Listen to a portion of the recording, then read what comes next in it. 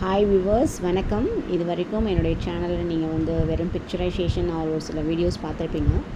என்னை பற்றின ஒரு சில விஷயங்கள் உங்கள்கிட்ட நான் ஷேர் பண்ணணும்னு ஆசைப்பட்றேன். எங்கள் அப்பா ex service man. He was X Zubeda major. எனக்கு டீச்சர் ஆகணும் அப்படிங்கிற ஆசை நிறைய இருந்தது. பட் எனக்கு சீட் கொடுக்கல கவர்மெண்ட். எங்கள் அப்பா கோட்டாப்படியாவது எனக்கு கொடுக்கல. எங்கள் அப்பா 28 இயர்ஸ் இருக்கும் நாட்டுக்காக சர்வீஸ் பண்ணி. ஆனால் எங்கள் அப்பா பார்த்த வேலைக்கான அங்கீகாரம் இது வரைக்கும் எனக்கு எந்த இடத்துலையுமே கிடைச்சதில்லை அப்படிங்கிறது தான் மிகப்பெரிய ஒரு வருத்தமே. அன்றைய காலகட்டத்தில் பார்த்திங்க அப்படின்னா டிஎன்பிஎஸ்சி எக்ஸாம்லாம் கிடையாது. இப்போ தான் டிஎன்பிஎஸ்சி எக்ஸாம்லாம்.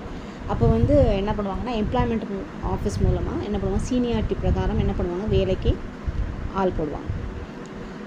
ஸோ அப்போ பார்த்திங்க அப்படின்னா மோர் தென் வேக்கன்சி எலக்ட்ரிக்கல் டிபார்ட்மெண்ட்டாக இருக்கட்டும், அண்ட் முனிசிபல் ஆஃபீஸாக இருக்கட்டும், போய் நிர்வாகமாக இருக்கும், இந்த மாதிரி நிறைய வேலை வாய்ப்புகள் எப்படி போட்டாங்கன்னே தெரியாது. ஸோ இது விஷயமா நான் என்ன பண்ணியிருக்கேன் அப்படின்னா, ராம்நாட் கலெக்டராக இருக்கட்டும் அண்ட் ஜேமாம் இருக்கும்போதும் ஒரு மனு எழுதியிருந்தேன். அந்த மனுக்கான லெட்டர் எதுவுமே எனக்கு இது வரைக்கும் வந்ததே கிடையாது. இப்போ நீங்கள் அப்ளிகேஷன் ஃபார்ம் எடுத்துக்கிட்டீங்க அப்படின்னா, இனி வரைக்கும் முன்னாள் இராணுவத்தினரா அப்படிங்கிற ஒரு ஆப்ஷன்ஸ் இருக்கும். அது எதுக்காக வச்சுருக்காங்க அப்படிங்கிறது தெரியல. இன்றைய காலகட்டத்தில் அது கரெக்டாக யூஸ் பண்ணி கரெக்டாக சீட்ஸ்லாம் கொடுக்குறாங்களா அப்படின்னு கூட எனக்கு தெரியல.